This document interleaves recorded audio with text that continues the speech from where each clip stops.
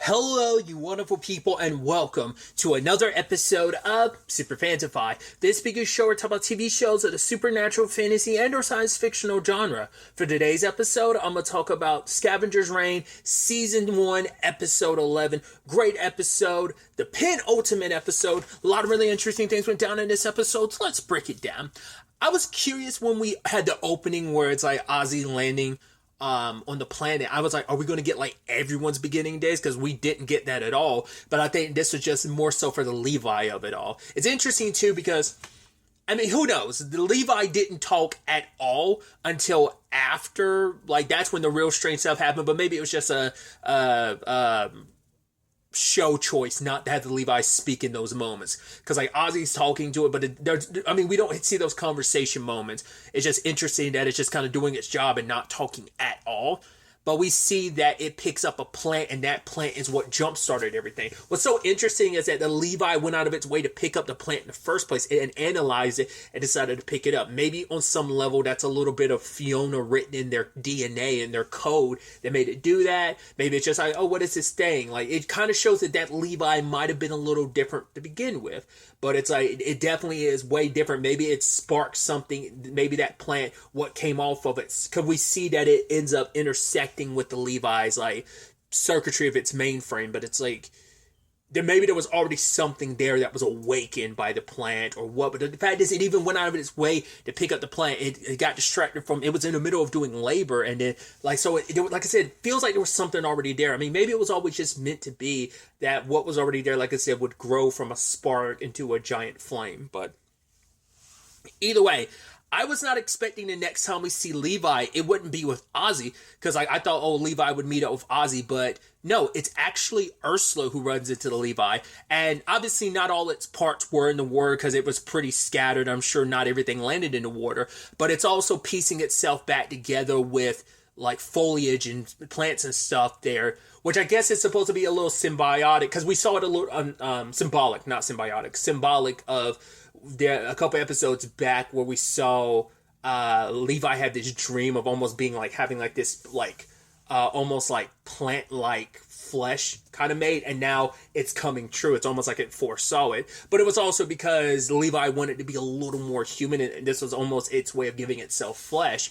And now it also makes it even more in tune with the species of this planet, you know, having them bring it pieces that it uses to kind of mold itself. And even says like, oh, I think I used to be a Levi. So where is its memory? It's like, it has enough memory. It doesn't really point Ursula in the direction of the Demeter, but it is like, your time is almost up. Like, I don't know if Levi's registered that creature's already at the Demeter, and that's because maybe it has memories of that creature ripping it to pieces. Like, who knows how much of its memory's still intact, and how much of it's just general Levi memories from its connection to this place, like kind of this memory of nature, like this symbolic nature, not like its actual robotic memory, but like it's not like memory connected to its connection to nature. I don't know. Because it didn't like say like, oh, like, because she's like, oh, do you know anyone else from the Demeter? And I just love Levi being like, you ask a lot of questions. It's like, you would meet the person who does. You know, Ursula would be the person who questions a lot of stuff, you know, wondering how everything works, especially when you see. She was even like, oh, can I see, you know, your circuitry and stuff? And she's like, I'd rather not. It's like, I guess that's a little leftover from like the Aussie thing of like not wanting to be turned off again and stuff. So we'll see where that kind of goes, especially the end, because I'm jumping ahead a little bit. But because I was like, why are they focused on the rope that Ozzy had around her arms, and in particular because those are the ones that have the blood on it from just her wiggling her arms trying to get out, and she ends up like tearing her skin in the process. But the Levi picks up because some creatures brought the rope, and the Levi squishes it and the blood drips out, and I think it probably can register Levi can register Ozzy's DNA on it, maybe. So that might since we're on the subject of Levi, I don't think Levi's going to leave this planet. I think Levi's going to stay and help Ozzy and them get off this planet, but it's like, no, I'm going to stay because this is where I belong. I've found my own being here, and I want to stay here. So Ozzy's probably like, I'm going to be at least happy her friend is still alive, but it's like, right, you know, you're going to live your life here. I'm going to be sad to see you go, but you're alive again and you found a new home. You found a whole new lane of life and being. You've always been connected to this place since we got here, and now you're even more connected, and I know you'll be okay. It's going to be kind of like a sad farewell, I'm sure, in that capacity, but yeah. But speaking of Ozzy, I love that she tried to trick a creature to come over to bite like the ropes off of, well, not bite the ropes off, claw the ropes off of its sharp claws. But who does she end up running into? Ursula ends up being the one that comes to rescue her. It's like, yo, the intersection. Because the last time we had any of these characters intersect present day was, as Ozzy kind of references, when she fought that thing and she saw Cayman inside of it. That's the only interaction, and even he was out of it, so he didn't even register like Ozzy and everything. So, but that's the last interaction, and especially at a time where Ozzy's on her own and Ursula just lost Sam, and they had to fill each other in on like, okay, this creature, I don't even know if Cayman's alive. Were you with anyone? It's like, yeah, I was with Sam, but he didn't make it. And Ozzy's like, I'm sorry. And even them hugging, because it's the first like human contact Ozzy's had, because she didn't know who else was. She know like, right, and there might be survivors on the Demeter, but she wasn't expecting anyone else to just be on the planet. So once again, she didn't have a chance to really interact with Cayman. But now it's like, not only interacting with Ursula, she ended up helping you. You're both going to go to Demeter. You actually get to hug her and feel her. It's like, it's got to be like waking up from a nightmare to some extent, you know, but the nightmare is not over, you know, but at least you're not alone anymore. Neither one of you, you know, considering like kind of the painful stuff. I mean, to be fair, Ozzy, you know, it isn't just the Levi of it all. Ozzy just like got left behind by Barry and Chris. So there's that element to it. Speaking of Cayman, we do pick up with him inside the creature, because I was like, all right, we know this creature's here, and like Chris and Barry are turning on all the lights. I was like, that's probably not going to be good. But the creature ends up finding a body, and before we even got a full look at it, I was like, we saw the glasses. I was like, fuck, it's Fiona. And it's like, I guess while the Demeter was in its situation, still in space, everyone else was in the pods. She must not have made it into a pod in time and just died. So I don't think she died from the impact. I think she was already dead while the Demeter was still in space. I was like, fuck, damn, dude. Because you know that's really going to kick Cayman's ass, because this is all on him, his decisions that he made, which we're going to get into some of his psychology this episode. But either way, it's like, that sucks. But the creature walks by and it circles. I'm like, are you going to eat her? But it doesn't. It lays next to her, and we get that beautiful shot, a very depressing shot, but Cayman inside that creature's belly laying next to Fiona, which every time, like when we got earlier in the season, that creature created like a projection of Fiona and made like Cayman sleep near it while it looked like Fiona in his eyes.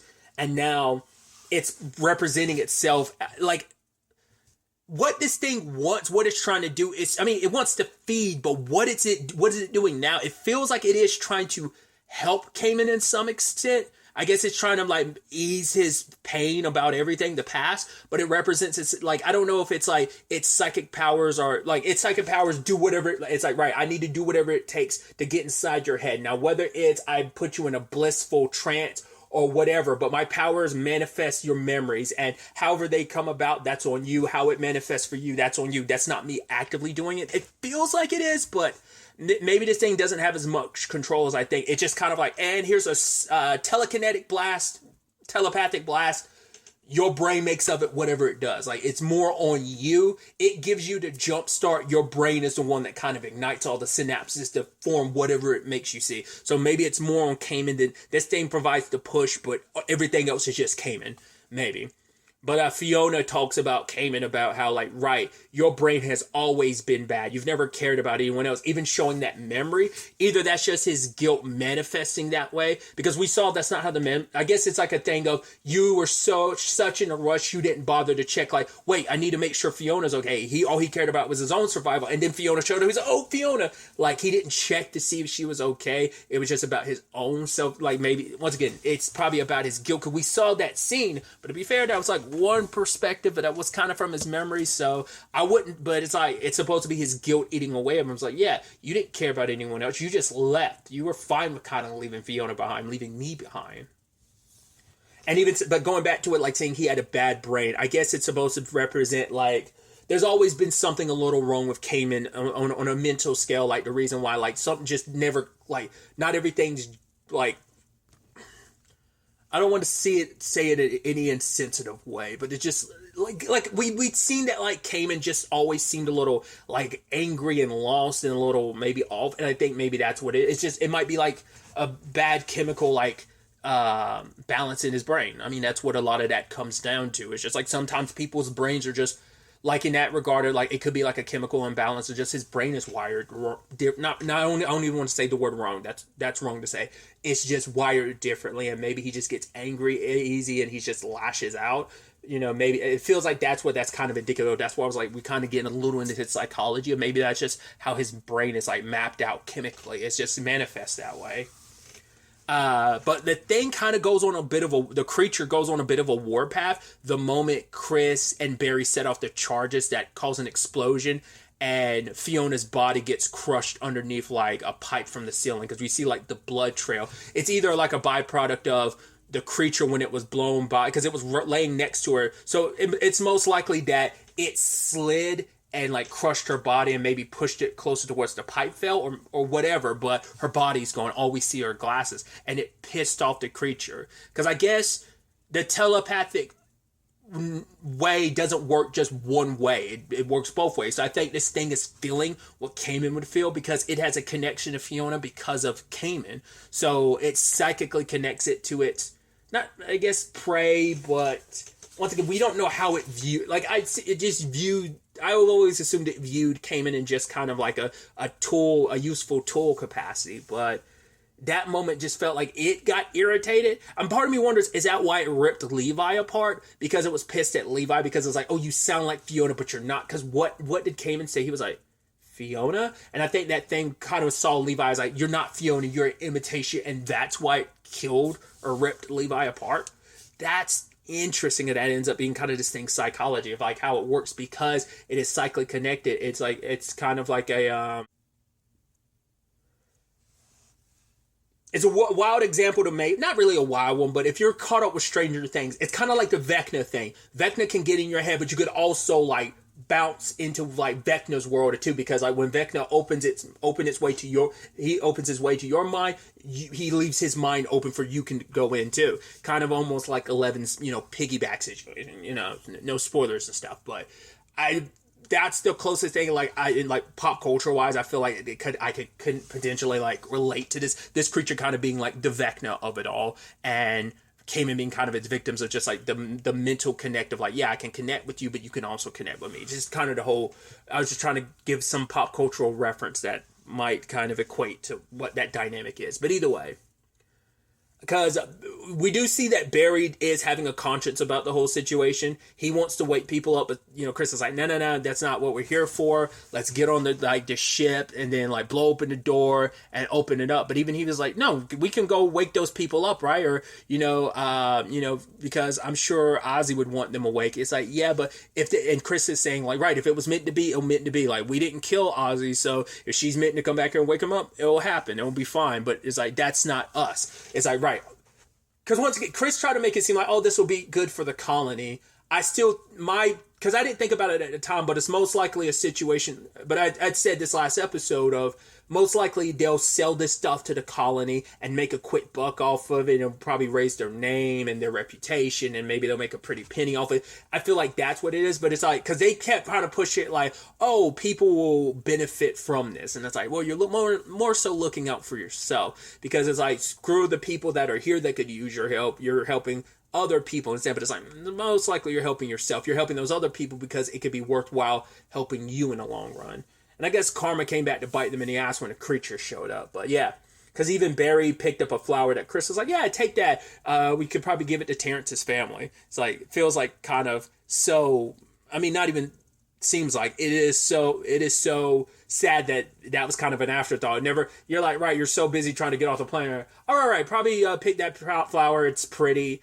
If not mistaken, that's the same flower that kind of like infected or affected Levi the way it did. But it's like, yeah, let's bring that. And, which also is a little kind of effed up when you actually think about it, considering it was like a plant creature that killed Terrence. But, maybe I'm overthinking it. But either way, the creature showed up and it is pissed.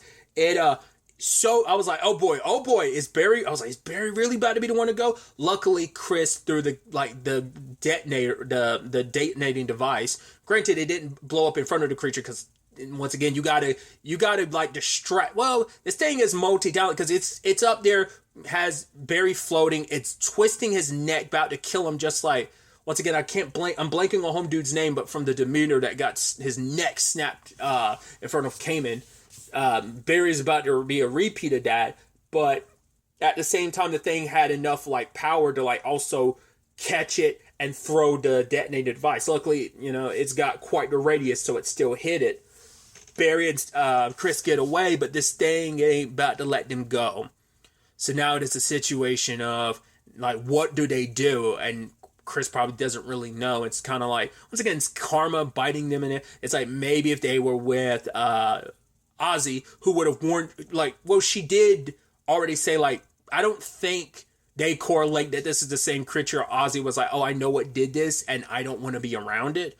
They don't correlate that it's the same thing, but maybe Ozzy could have helped you out, because now you're like one person down, and your team doesn't really gel well without that third person, so it's like, cool, maybe if you had at least things could have played out differently if you weren't such a selfish prick. And like I said, it's kind of karma coming back to bite you. Once again, fact is, Barry didn't die. I was like, oh, okay. Once again, we still got one more episode where shit could really it's going to hit the fan, and just anybody could catch it. That being like the stray, the bullet, that death is knocking on anyone's door at this moment. Like I said, especially with Levi being like, you don't have that much time, which I thought was so interesting. That came up somewhere else too. I think it was Fiona saying that, the creature as Fiona saying it to Cayman as well. So, and we had that beautiful like shot of like, once again, he got blown off the demeanor inside of the brain because he's trying to get the creature to let him out, and he's floating towards the planet, and he's kind of caught in the atmosphere, and he's burning up. So I think that's supposed to be symbolic of the flames that are like surrounding the creature, because its body's running hot because of it. So, but we also have Ozzy and Ursula showing up at the ship, and it's like, all right, let's both of us be careful. How this all plays out, we'll ultimately have to wait to see. The next episode is, I can only assume, the finale. I think it is going to be a one and done, this series. It kind of makes sense for it to be one, so it feels like this will be the end. Well, I'll check afterwards. I just don't Google that ahead of time, because I don't want to take the chance I might come across a spoiler, so I'm just going to wait till I review episode 12, which will be next after this, and conversate about that more after I've watched the episode and kind of talked about it in a review. But yeah, I'm excited to see how this all plays out. But really, that's all I wanted to talk about. Until the next time we meet, be happy, be safe, live life to the fullest, and enjoy it. Good day, and goodbye.